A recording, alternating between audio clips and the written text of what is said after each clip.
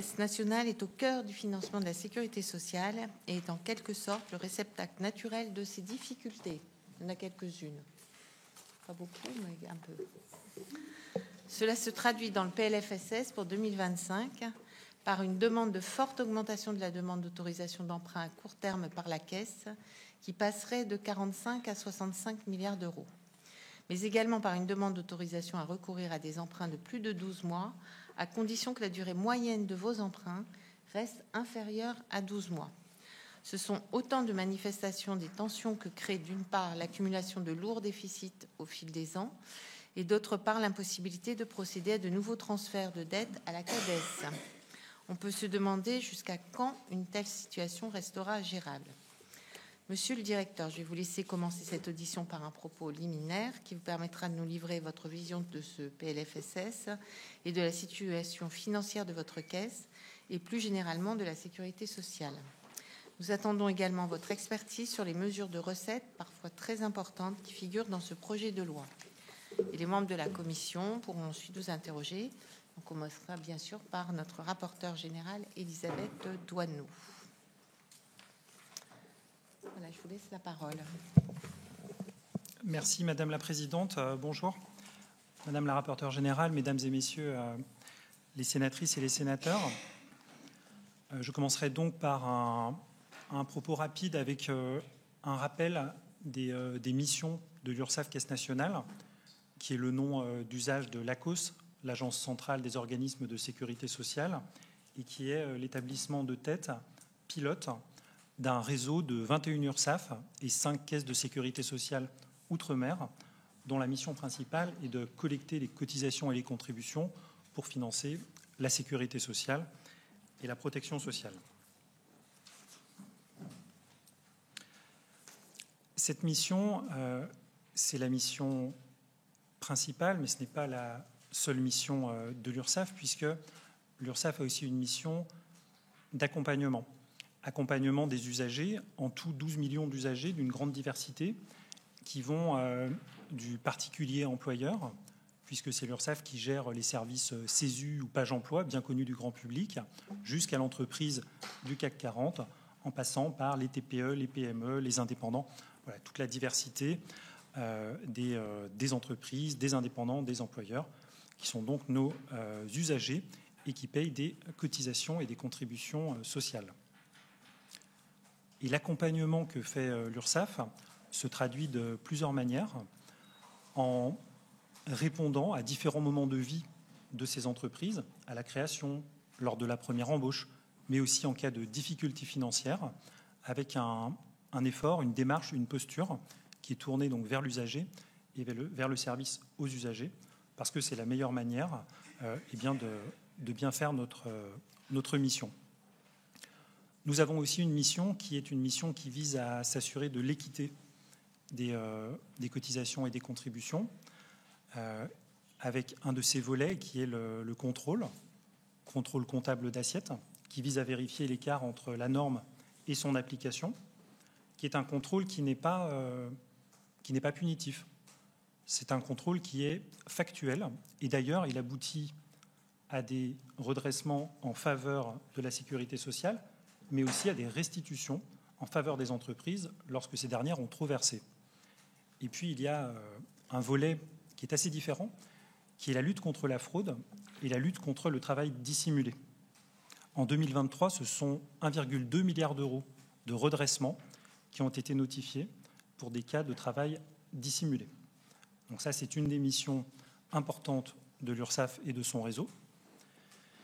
Et puis, nous avons une mission de fiabilisation des données sociales, de ce qu'on appelle la donnée sociale, enfin la déclaration sociale nominative, qui sont des données à l'échelle individuelle, qui portent sur les salariés. Et donc, ce travail, c'est un travail de fiabilisation qui permet de s'assurer de la correcte inscription des droits acquis par les salariés au fil de leur vie. Et puis, et j'ai gardé cette mission pour la fin parce que cela répond, Madame la Présidente, à votre première interrogation. L'URSSAF Caisse nationale a une mission qui est le corollaire de sa mission de collecte des cotisations et des contributions, qui est une mission de financement de la sécurité sociale. Et cela implique plusieurs choses assez différentes, mais qui forment un tout. La première mission, c'est celle de trésorier de la sécurité sociale, ce qui signifie très concrètement combler l'écart qui peut exister entre le versement de prestations et puis la collecte des cotisations. De manière très concrète, les cotisations sont collectées le 5 et le 15 du mois, tandis que les pensions de retraite, qui sont la plus grosse typologie de versement qui se fait à un moment dans le mois, sont le 8 ou le 9 du mois. Donc on comprend tout de suite que quand on verse les pensions de retraite le 8 ou le 9 du mois, on n'a pas forcément reçu l'ensemble de la collecte que l'on attendait pour les financer, qui arrivera le 15. Et donc le rôle traditionnel de trésorier de l'URSSAF, eh bien, c'est, en empruntant à court terme sur les marchés, de combler ce delta. Donc ça, c'est un rôle de trésorerie qui s'accompagne d'un rôle de sécurisation qui nous conduit, et j'y reviendrai après, puisque Madame la Présidente, vous avez parlé du montant de notre plafond d'emprunt, et on comprendra comment se construit le plafond d'emprunt. Le corollaire de cette mission de trésorerie, c'est de pouvoir sécuriser à, en général, 30 jours, parfois 2 mois, dans les moments qui nous semblent plus risqués, notre trésorerie, en ayant un coussin de sécurité en matière d'emprunt qui nous permet de faire face au versement et au versement des prestations. Puisqu'il faut savoir que quand l'argent est collecté par l'URSSAF, il est immédiatement, dans les 24 heures, et je suis accompagné d'Emmanuel Laurent, qui est le directeur du financement et de la trésorerie, et d'Emmanuel Delacherie, directeur du recouvrement et du contrôle, cet argent est reversé aux caisses prestataires dans les 24 heures.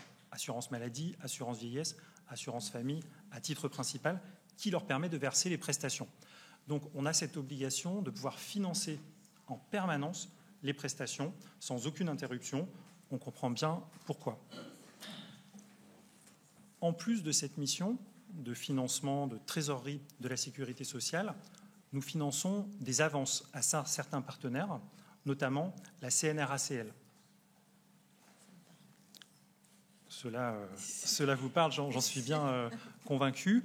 Et puis, nous finançons également, disons par la force des choses, le déficit de la sécurité sociale, puisque ce déficit, lorsqu'il n'est pas repris, par exemple, par la CADES, eh bien, ce déficit reste dans les comptes de la sécurité sociale et est porté en pratique par l'ACOS, par l'URSSAF, Caisse nationale, et son emprunt.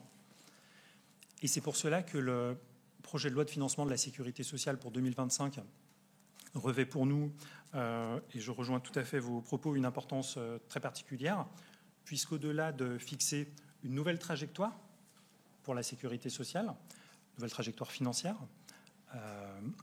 eh bien, il contient un article 13 avec une disposition portant sur le plafond d'emprunt de l'ACOS et puis une disposition portant sur les modalités techniques nous permettant de réaliser ces emprunts à court terme. Et j'y reviendrai, je pense, plus en détail. Mais ce que l'on peut dire sur le PLFSS, c'est que d'un point de vue factuel, il comprend un certain nombre de mesures d'économie et de recettes, donc une quinzaine de milliards, qui permettent de redresser les comptes de la sécurité sociale, mais que néanmoins une situation déficitaire perdure. En 2025, puisqu'on sera à 16 milliards d'euros de déficit, et ce jusqu'à 2028, qui est l'horizon de prévision au sein du PLFSS. Et donc, au-delà de fixer cette nouvelle trajectoire, ce PLFSS nous donne la possibilité, grâce au rehaussement de notre plafond d'emprunt de 45 milliards à 65 milliards d'euros, de faire face à nos besoins de financement au cours de l'année 2025. Et également, grâce à cette disposition que vous avez mentionnée, qui permet de faire des emprunts à plus de 12 mois. Mais j'insiste sur le fait que, et vous l'avez dit, ce sont des emprunts à plus de 12 mois, en sachant que la maturité moyenne de notre dette ne dépasse pas 12 mois. C'est-à-dire que nous sommes un émetteur de court terme, nous avons vocation à rester un émetteur de court terme, et donc cette modalité d'aménagement de notre capacité d'emprunt, ce qu'elle permet de faire, et nous sommes à votre disposition pour y revenir plus en détail. Elle nous permet de faire appel à des poches d'investisseurs auxquelles nous ne faisons pas appel aujourd'hui, puisqu'aujourd'hui, étant donné que nous ne pouvons pas faire d'emprunt au-delà de 12 mois, eh bien, nous faisons appel à deux marchés, marché du papier commercial, NECP et UCP, qui sont deux marchés qui, en pratique, nous permettent d'avoir une maturité moyenne de 30 à 60 jours. Donc on est très loin des 12 mois. Et le fait de pouvoir accéder à un marché qui est un marché différent, donc avec des poches d'investisseurs différents, même si ces investisseurs en pratique pourraient être les mêmes, en tout cas ce sont des poches d'investissement différents, va nous permettre d'allonger la maturité moyenne de notre dette, tout en restant bien en dessous d'un an, mais en nous sécurisant et en nous donnant les moyens d'accéder à des marchés sur lesquels nous n'opérons pas, alors qu'aujourd'hui nous sommes un très gros investisseur sur notre marché du papier commercial, un gros investisseur à tel point que nous pouvons toucher les limites de ce que nous sommes capables d'emprunter. Et donc cette mesure qui est contenue dans l'article 13, à la fois le plafond et l'aménagement technique de notre capacité d'emprunt à court terme, ce sont des mesures qu'en tant qu'opérateur, nous considérons comme nécessaires pour assurer un financement sécurisé du versement des prestations au cours de l'année 2025. Et ensuite, vous l'avez dit aussi, Madame la Présidente, le PLFSS contient plusieurs mesures qui sont des mesures qui touchent la réduction générale des cotisations patronales ou certaines exonérations relatives, par exemple, aux apprentis, aux marins, à certaines entreprises, qui auront pour nous, je dirais, un impact de mise en œuvre que nous sommes en train d'analyser et qui auront aussi un impact pour les entreprises en tant que déclarantes et aussi les tiers déclarants, les éditeurs de logiciels de paye. Donc le regard que nous portons, ce n'est pas un regard en opportunité, ce n'est pas notre rôle d'opérateur. En revanche, nous contribuerons au fait que les évolutions qui sont prévues ne perturberont pas la capacité déclarative et la capacité de paiement de nos usagers. Donc voilà, je vous propose de ne peut-être pas être plus long dans ce propos liminaire, mais cela m'a permis de brosser globalement les grands sujets qui sont importants pour nous. Merci beaucoup. On va maintenant passer la parole à notre rapporteure générale, Elisabeth Doineau. Merci Madame la Présidente, chers collègues. Merci messieurs, merci Monsieur le Directeur pour ces propos liminaires qui déjà nous donnent un certain nombre de pistes de réflexion. Moi j'aurais 4 questions à vous poser, mais déjà vous verrez les 2 premières vont rejoindre des explications que vous avez déjà brossées. La première concerne le plafond de transfert à la CADES. Et on sait les uns et les autres qu'on est arrivé au bout de la capacité de la CADES à reprendre le déficit et que du coup c'est l'ACOS qui va en fait gérer au quotidien cette dette. Et vous aviez déjà eu pendant la période de la crise sanitaire un moment difficile. Et donc voilà, on s'en souvient. Et aujourd'hui, finalement, on a nous aussi les mêmes angoisses que celles qui peuvent être vécues par la caisse.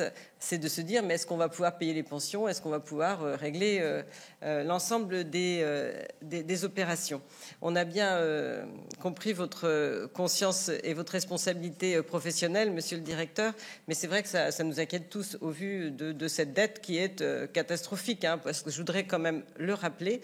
On est à moins 18 pour la fin de l'année et on est donc plus que ce qu'on devait normalement atteindre en 2027. On avait prévu moins 17.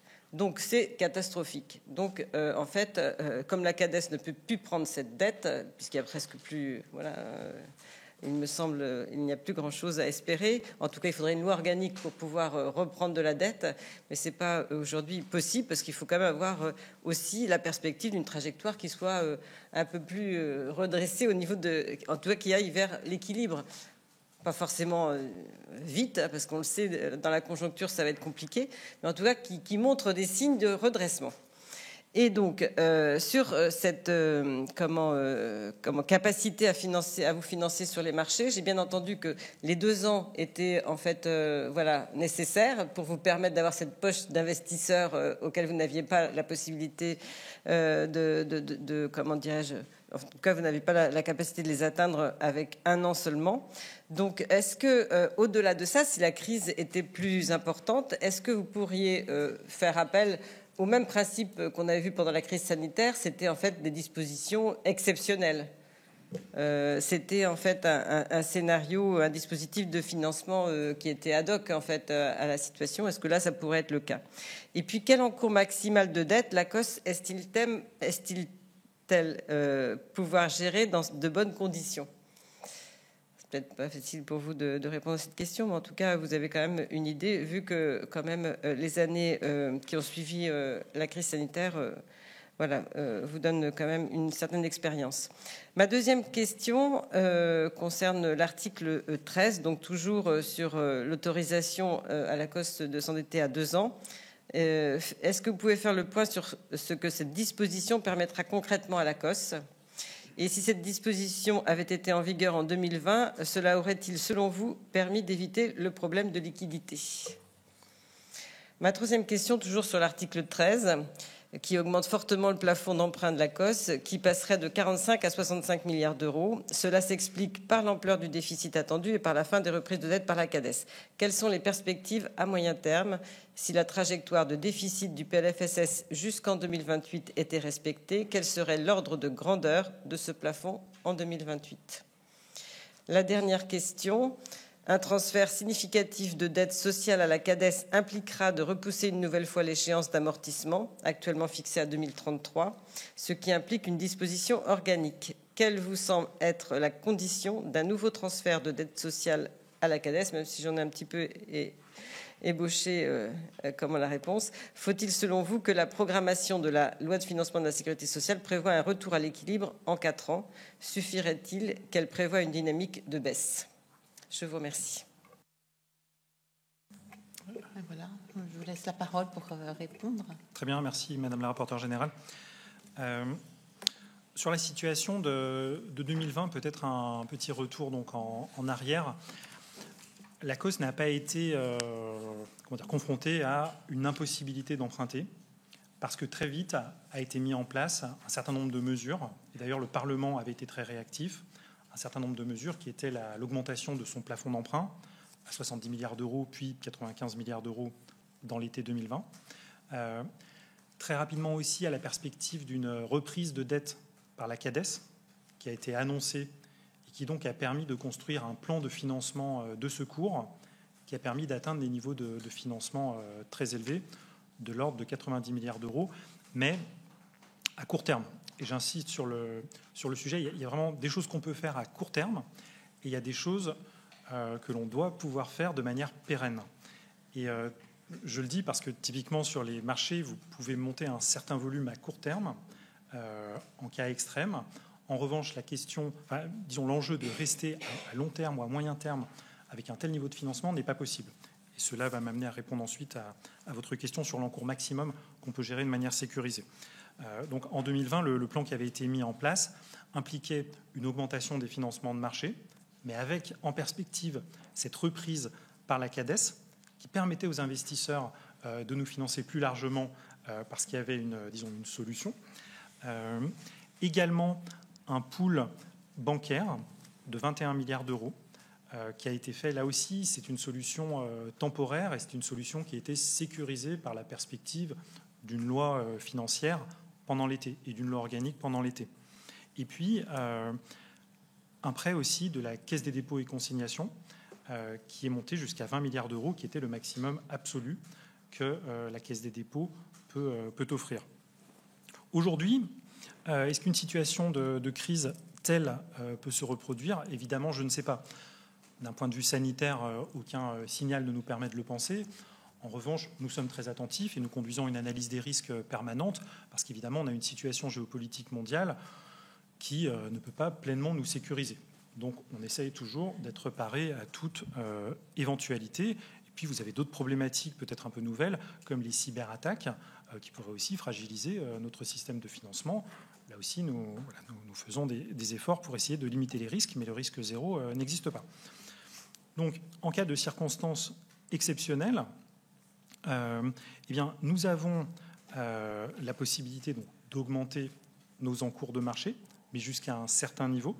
Et je vais y revenir juste après, puisque c'était c'était la deuxième partie de votre question. Nous avons la possibilité de recourir, mais cela ne peut être que marginal, à des prêts de la Caisse des dépôts. Nous avons une convention avec la Caisse des dépôts à hauteur de 13 milliards d'euros maximum, mais c'est un financement qui doit rester un financement de dernier ressort et qui de toute façon ne peut pas être beaucoup plus élevé et pas commensurable au montant que l'on doit financer, parce que la Caisse des dépôts elle-même a des limites en termes de capacité de prêt à un acteur. Alors, si l'on essaye de répondre à votre question, qui n'est pas une question facile et à laquelle je ne peux pas apporter une réponse scientifique, mais il y a néanmoins une réponse, c'est quel est l'encours maximum que l'on peut gérer dans de bonnes conditions.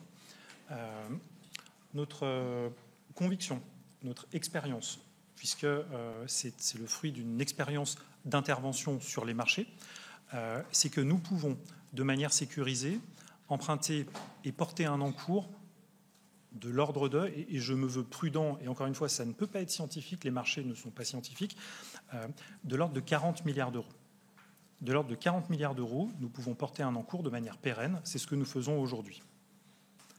Entre 40 et 60 milliards d'euros, nous pouvons emprunter, mais dans des conditions qui sont davantage risquées et qui ne sont pas sécurisantes si c'est de manière pérenne. Au-delà de 60 milliards d'euros, nous considérons que nous sommes en très grand risque. Emmanuel, je te laisserai compléter et amender ce que je dis, puisque c'est toi qui opères sur les marchés tous les jours. Donc ça, c'est pour répondre à votre question sur l'encours maximum. La mesure de l'article 13 sur les 24 mois, elle confirme notre statut d'emprunteur de court terme, mais en nous permettant d'augmenter la maturité moyenne de notre dette. Ça, c'est le premier effet. Aujourd'hui, la maturité moyenne qu'on peut atteindre, parce que c'est ça la demande sur ce marché, c'est de l'ordre de 2 mois. Donc c'est-à-dire qu'on a un horizon de sécurisation de 2 mois. Finalement, ce n'est pas très long quand on voit les montants que l'on emprunte, et cela nous oblige à rouler en permanence notre dette. C'est-à-dire qu'on a des échéances de dette qui tombent, et on doit les réemprunter en permanence, environ 5 milliards d'émissions par semaine. La mesure de 24 mois, si je prends un chiffrage, je vous donne un exemple. Si on parle de la situation d'aujourd'hui, où avec nos outils actuels, donc notre marché actuel de moins d'1 an, on a 2 mois de maturité, si au lieu de ça, on a 30% de notre dette qui est à 18 mois, eh bien notre maturité, elle passe de 2 mois à 6,8 mois. Donc vous avez un impact de 4,8 mois. Et ça nous donne un horizon de sécurisation qui est plus grand et qui peut nous permettre plus facilement de traverser une crise conjoncturelle de quelques semaines. Et puis le deuxième aspect, c'est la capacité de solliciter des poches financières qui sont dédiées à cette maturité, parce que la manière dont les investisseurs institutionnels s'organisent, c'est qu'ils ont des poches qui sont pour le très court terme, donc sur les produits sur lesquels on emprunte, 2 mois, 3 mois, 4 mois, et puis ils ont des poches qui sont réservées pour des produits de court terme, mais qui vont de 12 à 24 mois. Et donc, ce sont des poches différentes, marchés auxquels on n'a pas accès aujourd'hui. Et donc, c'est ce qui était écrit, je crois, dans l'exposé des motifs. On disait qu'on pouvait accéder à plus de profondeur de marché. Ce mot, en fait, veut simplement dire que ça nous permet de toucher de nouvelles poches d'investissement et donc d'étendre la capacité totale d'emprunt que nous avons et donc de gérer un encours de dette supérieur. Et c'est pour ça que nous pensons que cette mesure, associée au relèvement du plafond, nous permet de traverser l'année 2025 de manière sécurisée. C'est notre vision aujourd'hui. Et pour répondre complètement à votre question, Madame la rapporteure générale, en 2020, si nous avions eu cette disposition,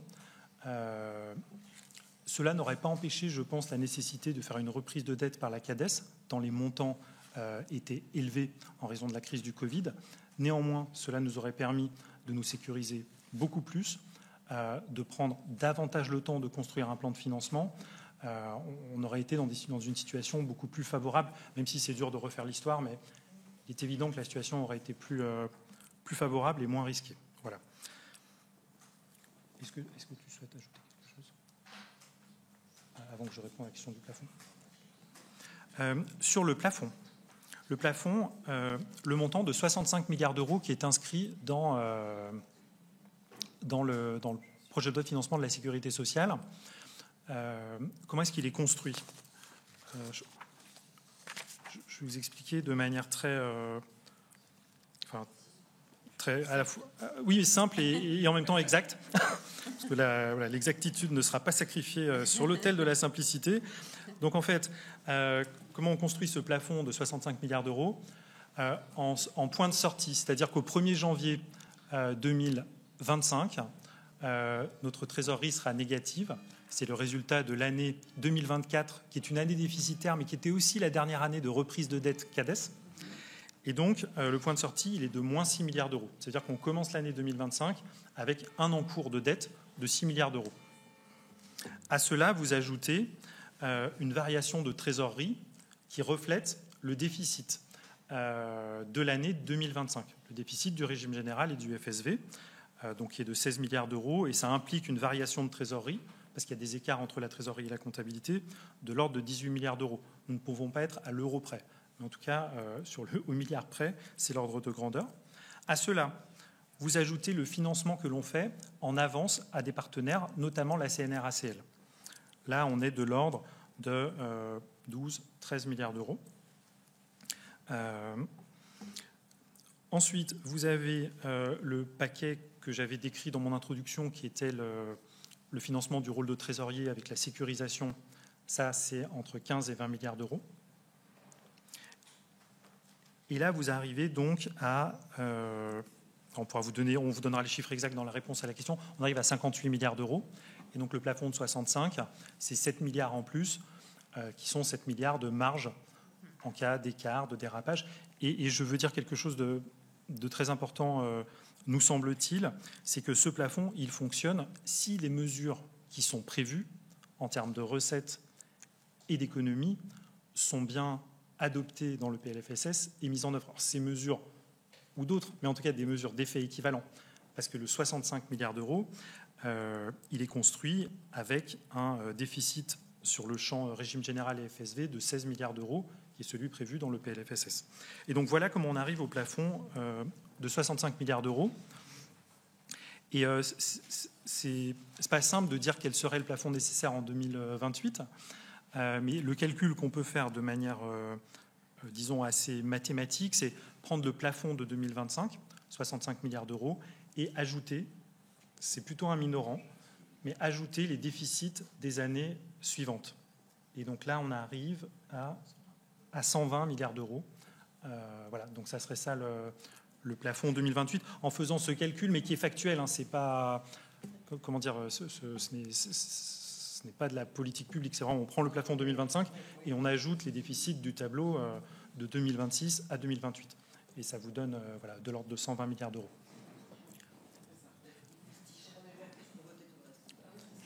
Et pour votre dernière question, et pardon, je suis un peu long sur un transfert à la CADES. Sur un transfert à la CADES, nous, on ne peut pas, en tant qu'opérateur, on ne peut pas vraiment se prononcer, hein, on renvoie vraiment au pouvoir public. Mais c'est vrai que quand on voit les montants, on se dit qu'il faudra probablement, à un moment dans le temps, organiser une reprise de dette. Enfin, voilà, je pense qu'il y a un moment, mais justement, il n'y a pas besoin de le faire immédiatement grâce à ces mesures.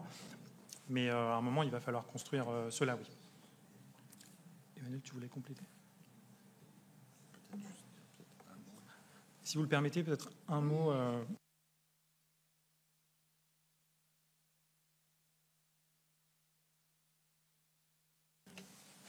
Pour vous indiquer que l'URSSAF Caisse Nationale est un opérateur de référence sur les marchés. C'est-à-dire que nous avons déjà une excellence reconnue sur les marchés et nous sommes le plus gros émetteur sur le marché de court terme, donc ECP et NewCP, sur lesquels nous opérons. C'est important d'avoir cet élément parce que si nous étions 10e, 15e ou 20e, on pourrait se dire qu'il existe une marge et qu'on peut remonter au classement. Mais là, nous sommes déjà les premiers. Nous venons d'avoir les résultats du trimestre précédent et là, on est confirmé dans notre rôle de premier émetteur de référence sur le marché des ECP. et je dirais de très loin devant le second. Donc ça, c'est un élément important sur le fait qu'il existe une limite à ce que nous pouvons lever sur les marchés de court terme, ECP et NUCP. Il y a des limites et il faut vraiment en prendre conscience. Ça, c'est un point très, très important. Voilà. Et que nous avons déjà une position de leader. Voilà. On peut certes l'accroître un peu, mais c'est tout ce que je voulais dire. Moi, j'en ai une. Tout ça, c'est pas gratuit, là, les emprunts. Vous empruntez à quel taux?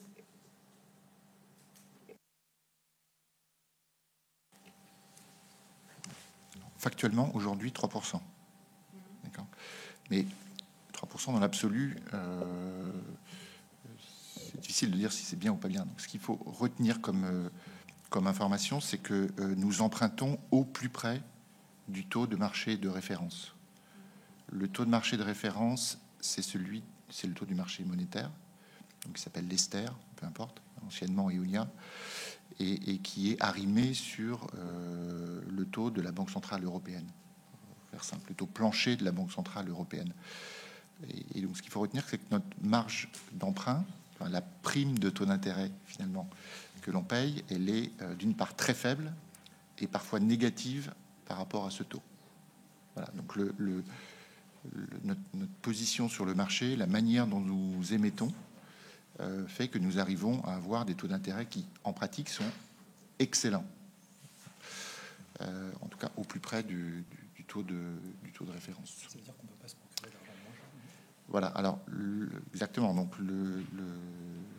c'est l'endroit le meilleur pour avoir le maximum d'argent au prix le meilleur possible.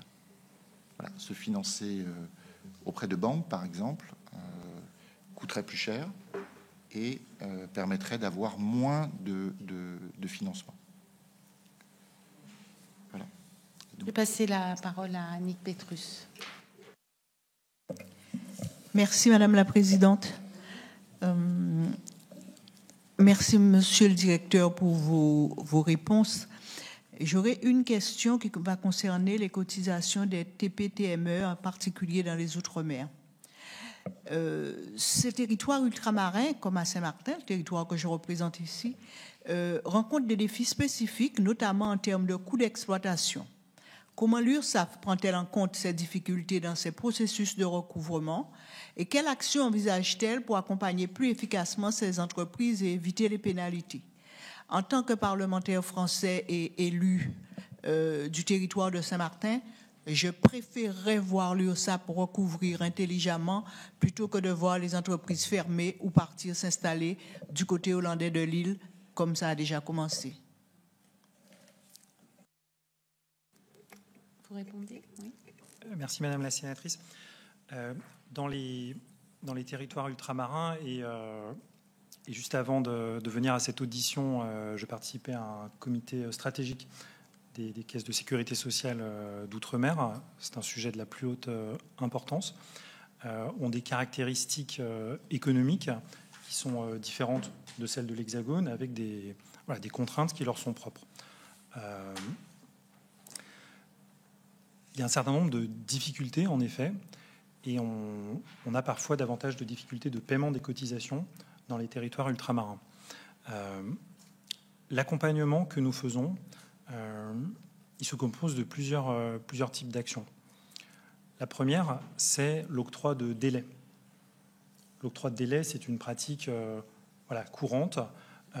Nous octroyons, quand je dis nous, ce sont les caisses de sécurité sociale outre-mer, et c'est valable pour les différents territoires, départements d'outre-mer, octroi des délais qui permettent de payer les cotisations en 6 mois, 8 mois, 9 mois. Et ça, c'est une facilité de paiement qui permet de dépasser certaines difficultés conjoncturelles. Ensuite, pour les travailleurs indépendants qui cotisent au Conseil de la protection sociale des travailleurs indépendants, ils sont éligibles à des aides d'action sociale qui leur permettent là aussi de répondre à des difficultés d'ordre conjoncturel. De manière générale, avant d'entamer le recouvrement dit forcé, les URSSAF mettent en œuvre un ensemble d'étapes qui se rattachent au recouvrement amiable, dont font partie les délais. Mais il y a toute une interlocution, il y a tout un dialogue avec l'usager, donc entreprise, travailleurs indépendants, pour essayer de trouver la meilleure solution, et évidemment d'éviter que l'entreprise ferme ou déménage. Donc voilà, ça fait partie en tout cas de notre souci constant, parce que personne n'a intérêt à ce qu'une entreprise ferme, que ce soit en Outre-mer ou dans l'Hexagone d'ailleurs. On sait aussi s'adapter aux situations.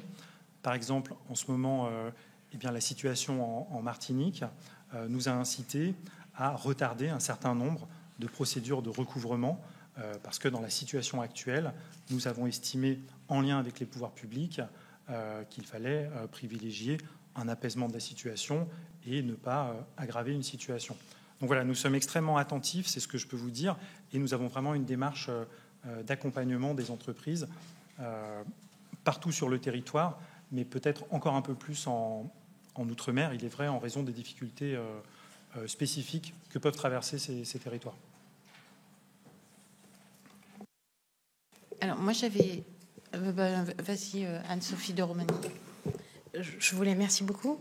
Je voulais rebondir sur votre accompagnement des entreprises.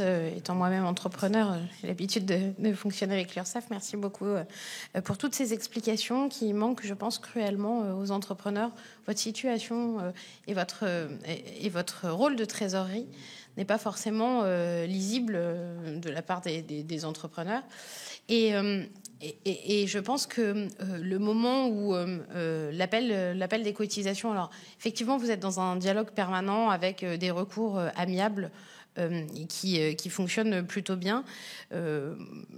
Pour améliorer encore la communication avec les entreprises, quand l'échéance de la cotisation arrive, est-ce qu'il serait possible pour les services d'envoyer un message aux entreprises en leur disant vous n'avez pas réglé votre cotisation, il vous reste 24 heures ou 48 heures pour le faire. Parce que parfois, c'est de la bonne foi pour les entrepreneurs.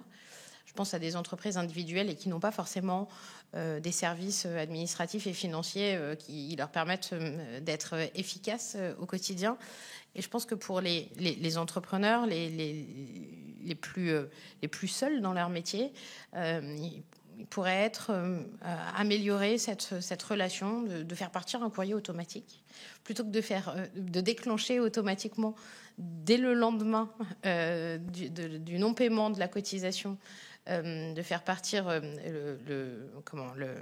la majoration, de faire partir un courrier en disant attention, il vous reste 48 heures pour le faire. 24 heures, 48 heures. Mais je pense que ça pourrait améliorer les relations et ne pas que l'URSSAF ne soit pas perçue comme le couperet qui tombe assez violemment parfois. Et je pense notamment à l'appel à cotisation du 5 août qui peut être problématique. Et je pense d'ailleurs que si vous regardez les chiffres, l'appel à cotisation du 5 août doit être la plus compliquée à recouvrer que les autres. J'en ai fait les frais, je sais de quoi je parle. Voilà, merci. Je vais prendre une autre question. Raymond de Pont-Sémonge.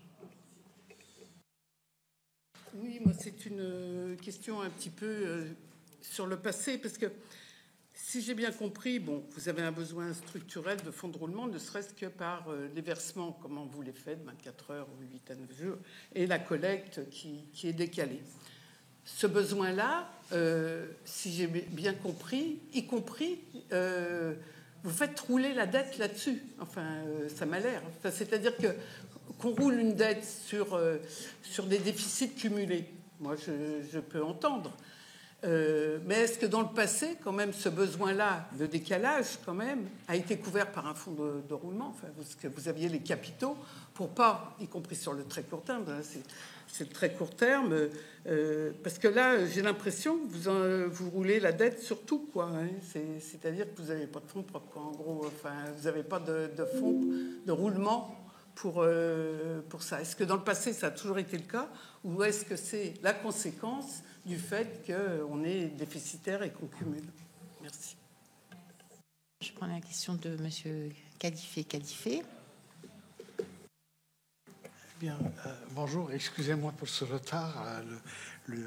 L'emploi du temps en ce moment est très chargé, mais hier avec Madame Douaneau et justement Madame Arcédemange, on a auditionné un groupe dans un autre cadre et ils avaient un point de vue très très réservé quant au statut d'auto-entrepreneur. Alors j'aurais souhaité en tant qu'URSSAF votre point de vue et votre avis sur la question. Merci. Merci. Et moi, je vais en poser une aussi sur les contrôles. Voilà. Parce que j'ai lu, je ne sais plus où, que maintenant, pour cibler en fait les entreprises à contrôler, vous utilisiez l'IA, et qu'il y avait donc davantage de contrôles qui se faisaient sur les TPE-PME.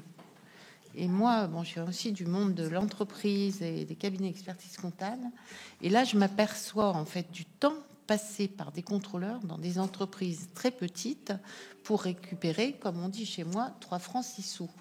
Et donc, la suite de ma question, c'est quels moyens vous mettez en revanche sur le ciblage des fraudes organisées qui existent, qui sont certes peut-être plus difficiles à trouver, mais je pense qu'il y a des moyens à côté aussi pour, je veux dire, la police, gendarmerie, etc., qui contribuent aussi dans des commissions à vous aider, je pense. Merci. Je vous propose du coup qu'on va répondre à plusieurs voix, parce que moi j'ai noté 5 questions. La première remarque que vous avez faite m'a interpellé. Vous avez dit que il n'y a pas forcément assez de pédagogie ou de lisibilité envers les entreprises. Nous en sommes convaincus. L'année prochaine, ce sera les 80 ans de la sécurité sociale. On va essayer de profiter de cet anniversaire pour mieux faire connaître le fonctionnement de la sécurité sociale. Et sans attendre cela, nous lancerons prochainement une campagne de communication information qui s'appellera « À quoi servent vos cotisations » ou « À quoi servent mes cotisations ?» qui justement vise à faire cette pédagogie, comme ça a pu exister aussi pour les impôts, pour voilà, faire comprendre que quand une entreprise paye des cotisations, ça a une utilité, et on veut le dire avec des choses très concrètes, expliquer ce à quoi ça sert, pension de retraite, congé maternité, remboursement de médicaments. Voilà, donc on va essayer de faire cette pédagogie. En réalité, ce n'est pas nouveau, mais voilà, on se rend compte qu'en pratique, c'est dur d'atteindre, disons, le grand public et le grand public des entreprises, des indépendants. Mais voilà, c'est un effort qu'on doit faire parce que c'est une des conditions du consentement au prélèvement et notamment aux cotisations. Sur la question des relances et de l'amiable, Emmanuel, est-ce que tu souhaites dire un mot parce que c'est un sujet sur lequel nous travaillons? Oui, j'étais très sensible à ce que vous aviez dit sur le sujet. Votre expérience parle. Alors, plusieurs choses. Il y a des possibilités aujourd'hui, et heureusement d'ailleurs, de pouvoir anticiper la déclaration, le télépaiement, justement, en lien avec les périodes estivales que vous évoquez, où en effet, classiquement, on a sûrement plus d'oubli de déclaratifs ou de paiement qu'à d'autres moments. S'il y a oubli, et ça peut arriver, on est toujours, quand l'oubli est évidemment, c'est une fois, quoi. C'est pas chaque exigibilité. On est dans une posture de recouvrement amiable, c'est-à-dire qu'on va adresser un avis amiable 8 à 15 jours après l'exigibilité, et on va pas tout de suite adresser une mise en demeure à l'entreprise ou au travailleur indépendant. Et par ailleurs, suite à la loi ESSOC, dans la démarche autour du développement du droit à l'erreur, on a maintenant la possibilité de ne pas appliquer de majoration de retard quand on est, on va dire, voilà, au premier retard de paiement dans l'année. Donc ça, voilà. Donc ça participe, je dirais, voilà, du droit à l'erreur et du fait qu'en effet, bon, on peut ponctuellement oublier, évidemment, ça arrive, une obligation de déclarative ou de paiement. Sur la question du fait de rouler la dette de court terme, Emmanuel. Oui, je vous remercie. La question est tout à fait pertinente sur le plan de la trésorerie.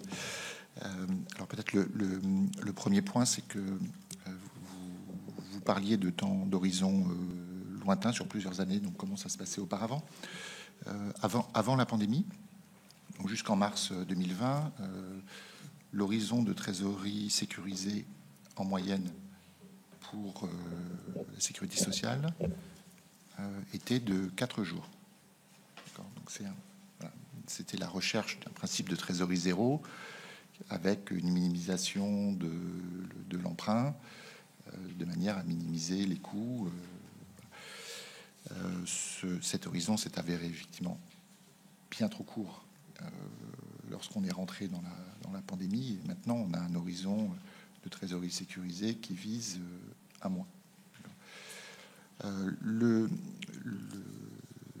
point que vous indiquiez, c'est que effectivement, indépendamment des déficits qu'il faut financer, comme Damien Yantil l'a indiqué, nous avons un rôle de trésorerie de court terme, et donc il y a des pics et des creux, et qu'il faut financer les creux chaque année, et même chaque mois.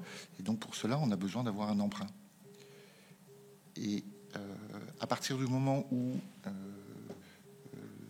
l'emprunt est effectué sur les marchés de papier commercial, donc ECP et NUSPI sur lesquels nous sommes, il faut savoir que ces marchés sont structurellement organisés à très court terme. C'est-à-dire que les investisseurs qui se présentent sur ces marchés cherchent des placements pour quelques jours, quelques semaines, voilà, de 3 mois maximum. Donc, même si nous souhaitait emprunter sur ces marchés à 12 mois, ce qui est la possibilité juridique qui nous est offerte, on ne trouvera pas les fonds, parce que les investisseurs ne sont pas en face. Et il y a une sorte d'idée qui peut exister selon laquelle il suffit de dégrader les prix pour obtenir les montants que l'on veut. Cette idée, il faut se l'enlever du logiciel de réflexion. Si les investisseurs veulent placer leurs fonds à 12 mois, ils vont sur le marché du 12, 18 ou 24 mois. Ils ne vont pas sur le marché des ECP. Donc, dès lors qu'on se finance sur un marché de papier commercial, notre interlocution se fait avec des investisseurs qui veulent placer sur quelques jours à quelques semaines. Donc, on emprunte à quelques jours et quelques semaines. Ce qui permet tout de même d'utiliser un moyen, j'insiste là-dessus, qui est standard, que beaucoup d'émetteurs publics, d'entreprises ou de banques utilisent. Le papier commercial, la dette court terme, c'est tout à fait standard, mais de l'utiliser pour sécuriser la trésorerie sur un mois. Donc effectivement, on est amené à renouveler la trésorerie chaque mois. C'est tout à fait vrai. Et le point important, à mon sens, c'est un des bénéfices de l'article 13, qui vise justement à permettre un emprunt qui est toujours de court terme, parce que quand on est inférieur à 2 ans, ça reste du court terme. Le moyen terme, c'est 2 ans, 5 ans, et le long terme, c'est au-delà de 5 ans. Donc ça reste du court terme.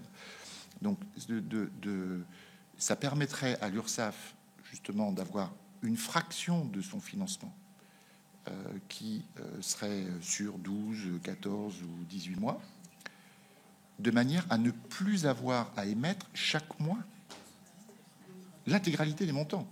Et donc, supposons qu'on ait un creux de trésorerie chaque mois, il n'y a aucun déficit. Il n'y a aucun déficit. On gère uniquement les creux de trésorerie et il faut qu'on trouve 15 milliards tous les mois. Soit on appelle le marché chaque mois en demandant 15 milliards, indépendamment de tout déficit. Et donc, on a toujours un risque de ne pas les trouver, mais on pense qu'on va les trouver. Mais ça veut dire qu'on doit faire 12 fois 15 milliards dans l'année. Donc ça fait quand même, il faut trouver 180 milliards en pratique. C'est ça qu'on nous demande de faire, nous. Alors que si on avait la possibilité d'emprunter 15 milliards une fois pour toute l'année, c'est le même besoin métier. C'est financer les creux chaque mois de 15 milliards, mais on ne l'emprunte qu'une seule fois. D'accord ? Pardon ? C'est pas forcément moins cher, mais c'est... Mais en termes de gestion des risques, vous voyez que il y a un bénéfice quand même qui est évident pour quelque chose qui... Voilà, donc, on a trouvé que 15 milliards au lieu de 180. Enfin, donc c'est considérable. Et c'est indépendant des déficits. Donc ça, je trouve que c'est un des bénéfices techniques et qui ne dénature absolument pas le rôle de trésorier de l'URSSAF. C'est un des bénéfices techniques de la mesure, l'article 13. Sur le statut d'auto-entrepreneur, bon, moi, je n'ai pas d'éléments qui me permettent de porter un jugement sur un statut. Ce que l'on peut dire en tant que collecteur de cotisations sociales, c'est que ce statut, il a le mérite d'une grande simplicité. Ce qui fait qu'aujourd'hui, on n'a vraiment pas d'excuses, même avec une toute petite activité, pour ne pas s'enregistrer, pour ne pas avoir de statut, pour ne pas cotiser. Une grande simplicité. Il y a un site internet que nous tenons qui s'appelle autoentrepreneur.ursaf.fr, sur lequel c'est très simple de faire sa déclaration. Donc ce statut a ce mérite. Il est limité en termes de seuil de chiffre d'affaires. Donc ça veut dire que quand on commence à avoir un chiffre d'affaires plus important, quand on commence à faire une embauche, en général c'est un statut qui n'est plus adapté à l'activité. Et après c'est un statut qui n'est pas c'est pas parce qu'on est auto-entrepreneur qu'on ne fait pas l'objet de contrôle, pas du tout. On a mis en place quelque chose qui s'appelle le guichet de régularisation, qui est géré par l'URSSAF Provence-Alpes-Côte d'Azur. Guichet de régularisation, en fait, de manière très schématique, nous croisons les déclarations fiscales et les déclarations sociales des auto-entrepreneurs. Et s'il y a un écart trop important, eh bien, nous leur demandons tout simplement d'où vient cet écart. Et en général, ça amène une régularisation. Donc c'est quand même de mon point de vue, mais ça demanderait plus ample discussion, c'est quand même un vecteur de formalisation de l'emploi qui a vraiment cet intérêt. Voilà. Mais bon, je ne peux pas porter un jugement disons politique sur ce statut, et c'est vrai que c'est un statut qui est très débattu. Voilà. Et puis, question donc, sur Madame la Présidente, sur la source du contrôle et les plans de ciblage. Je vais laisser Emmanuel Delachery, qui est responsable des contrôles, répondre.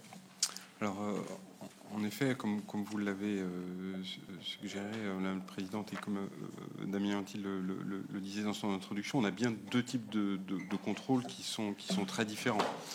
Entre des contrôles comptables d'assiette qui peuvent être sur place ou sur pièce et qui visent à vérifier simplement la bonne application de la législation de sécurité sociale, qui peuvent se traduire par des redressements ou des restitutions, et puis des actions de lutte contre la fraude.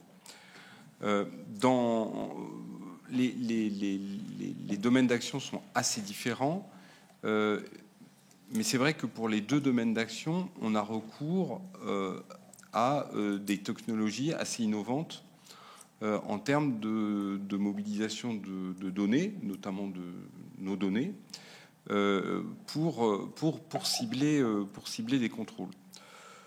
Pourquoi ?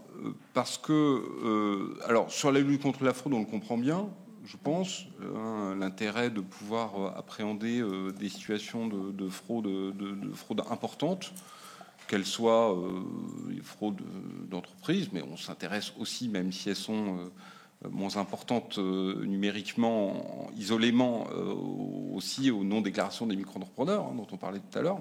Il y a aussi de la fraude de ce côté-là. Mais on les utilise aussi dans le contrôle comptable d'assiette pour la raison suivante. Évidemment, l'URSSAF, elle n'est pas en capacité d'aller contrôler chaque année l'ensemble des entreprises.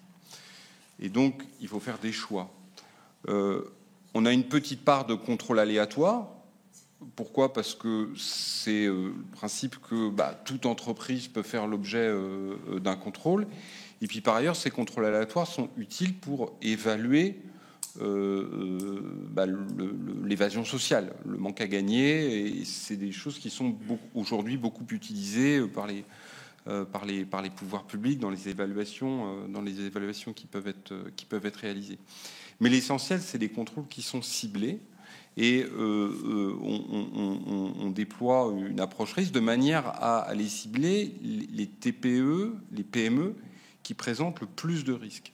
Et concrètement, le choix qu'on a fait et qui est très structurant dans le cadre de la Convention d'objectifs et de gestion qu'on a signé en 2023 avec l'État et qui va jusqu'en 2027, de dire on va contrôler moins de TPE, PME, mais on va aller contrôler des TPE, des PME qui sont plus à risque, c'est-à-dire pour lesquels on a des risques, on appréhende des risques de redressement qui sont plus élevés. Et pour la grande majorité des TPE et PME, on privilégie la fiabilisation des données déclaratives et on les invite aussi, parce que il faut, entre guillemets, on dit souvent aux entreprises, n'attendez pas le contrôle. C'est-à-dire qu'on les invite aussi à nous solliciter quand elles se posent des questions sur l'application de la réglementation. Et nous, on préfère, dans notre mission de sécurisation juridique, évidemment, pouvoir faire en sorte que de répondre à la question de l'entreprise dès qu'elle se pose sur la bonne application de la règle, plutôt que redresser une situation X années après, dans le cadre d'un contrôle. Je précise par ailleurs que, alors, on a des recours à des algorithmes, en effet, on le nie pas, on le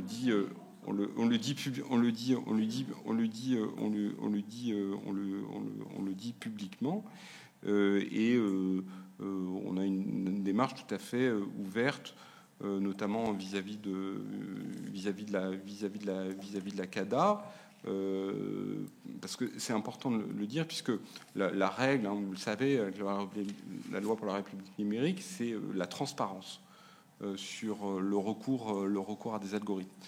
La loi prévoit une exception dans les situations où les algorithmes concourent à la recherche d'infractions pénales, ce qui est le cas de la lutte contre le travail dissimulé. Donc, pour ce qui concerne nos algorithmes qu'on utilise dans le cadre de la lutte contre la fraude, ils ne sont pas publics.